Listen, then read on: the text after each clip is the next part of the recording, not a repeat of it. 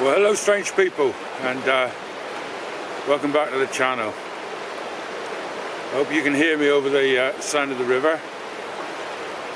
It is quite noisy. This is the spot where I came during the summer. If you watch those videos, you saw the kingfishers, what have you, or something rocks now out in the river. So I'm sitting on the actual bank now. Kettle's just started boiling, just 1 second.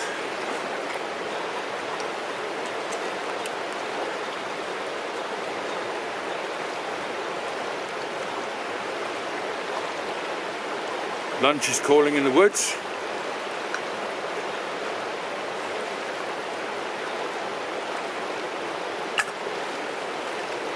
Right, now I made the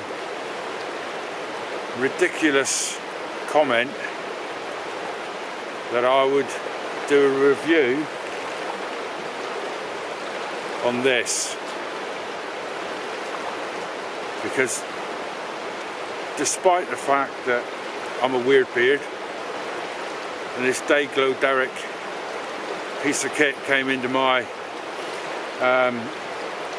present list at Christmas, or list of presents I should say, at Christmas from my daughter. I actually love this thing. It's brilliant. The Aeropress. So I'm going to do a little review on it. It'll be absolutely useless because this is not a review channel, and it never will be a review channel. It's just that I made the stupid comment, and I always like to keep my promises. I take it back, it's made in the USA. I don't know if you can see that. It says made in the USA, it's crap. I'm joking. It's brilliant, it is brilliant. Although that did surprise me actually, made in the USA. Being plastic, I actually expected it to be a made in China thing. So yeah, that has actually pleasantly surprised me. Right, the Aeropress. Let's get on with some sort of review about it, shall we? Right. Firstly, the Aeropress. It comes with a nice handy lid, which we'll come back to in a minute. Inside the cup, everything is easily stored within inside the cup. Well, almost everything is easily stored within inside the cup. And inside there, we've got this filter gubbins, which we'll come back to in a minute, and the plunger, and this container with 1, 2, 3 written on it, which is basically a cup size. Right, so what we do is we put that down there a second.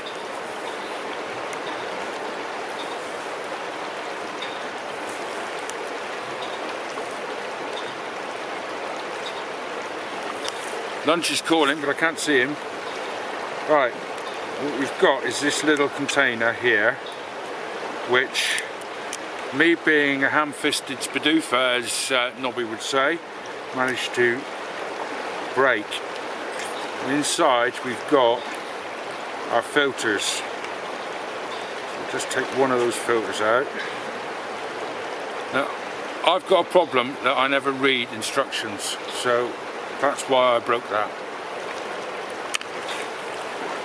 So we get our little sieve-like contraption, and we put the filter in there.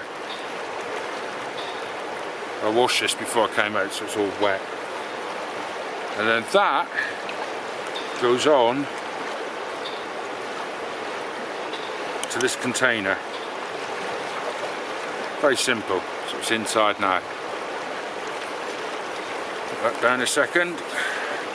actually what we'll do is we'll put it on the cup. It then sits itself on the cup. Can you see that there? Now if this has got one downside, it's got one downside, it's the fact that it does need a level surface to sit on. So I'm fairly lucky here. Well, maybe I'm not. It's better. Fairly lucky here that I've got a little bit of sandy beach to do this on. Up on the moors in the grass and everything, could be a slightly different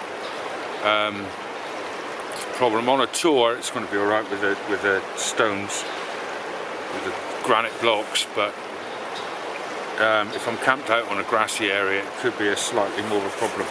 But we'll have to come to that. So far I haven't had a problem.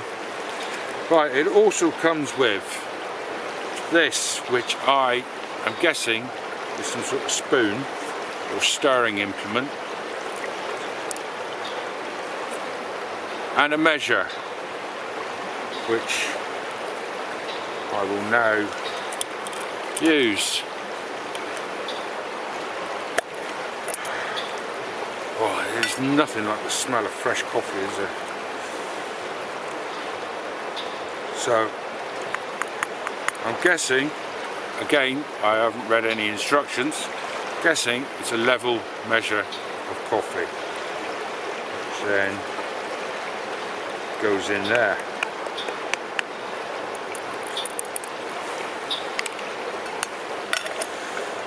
I drink Ethiopian coffee. As I've probably said before, I lived in Ethiopia for quite some time, and coffee is actually a native plant to Ethiopia. It's where coffee comes from. Right, so we've got the coffee in there. Just shake it to make it nice and level. Next trick is to pour the water in. It's recently boiled. Now I'm going to fill it up to number 3. I want a half decent sized cup of coffee.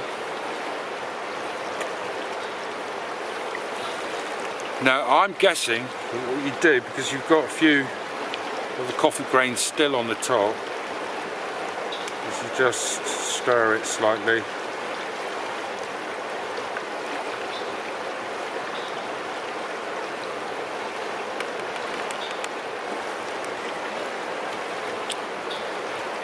Coffee, your water's in, your coffee's in, now your plunger.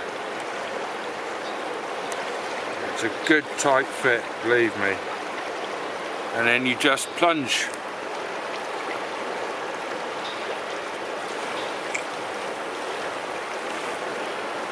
At this point, somebody like Nobby would say a good tight fit is always good. Right, and that's it. That's plunged all the way down. Take that off. Coffee's there. Oh, sorry, my coffee grains are in there. And my coffee is in there. I like a bit of sugar, so, because I'm certainly not sweet enough. A crusty old grumpy git.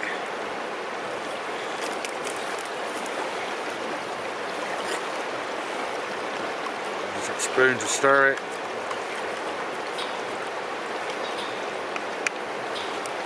And there we go.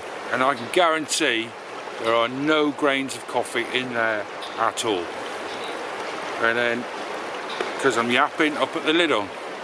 As somebody asked, I can't remember who it was now, somebody asked about the thermal properties of this cup. To be honest, it's fairly thick plastic, but I don't think it's going to keep your coffee warm for too long. If Aeropress ever do get to watch this, what I would suggest is they make a sleeve, like a bottle sleeve, like the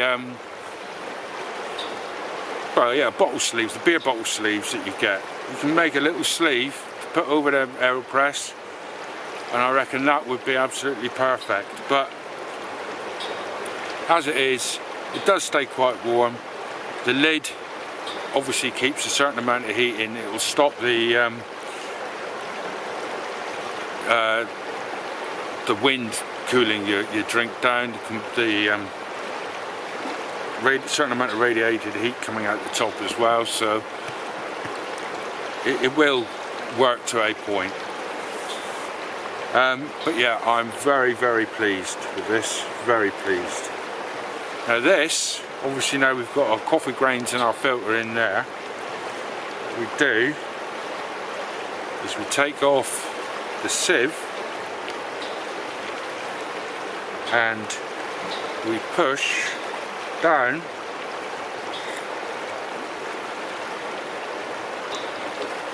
we've got a fairly neat tablet of coffee and the filter paper, which we can then take home with us because we don't want to leave stuff lying around. So I'll put that there. I'll take that home with me in a minute. Obviously I did drop a few grains. That's the first time I've actually lost any grains. But yeah, and it's really easy to clean. Quick rinse off and it's ready to use again. Brilliant.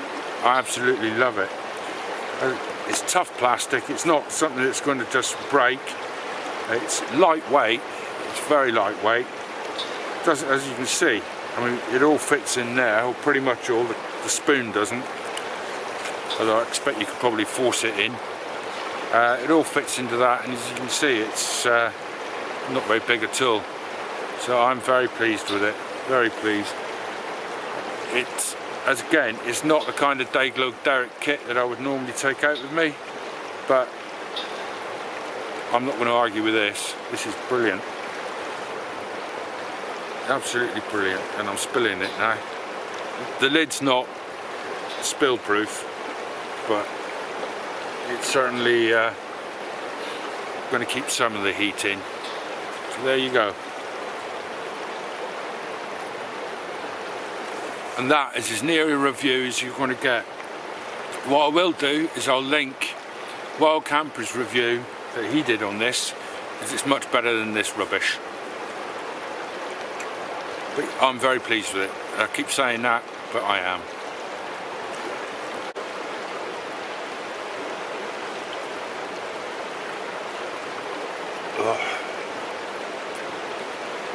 If the weather stays like this, sometime this week we'll go out on the moor and see if we can find that ruin that I was looking for the other day. That obnoxious weather put me right off. Anyway, I'm going to sit here, enjoy the river, enjoy the peace. Nobody comes here. This is my own little secret spot now. Enjoy the peace, and I'll catch you soon. Thanks for watching.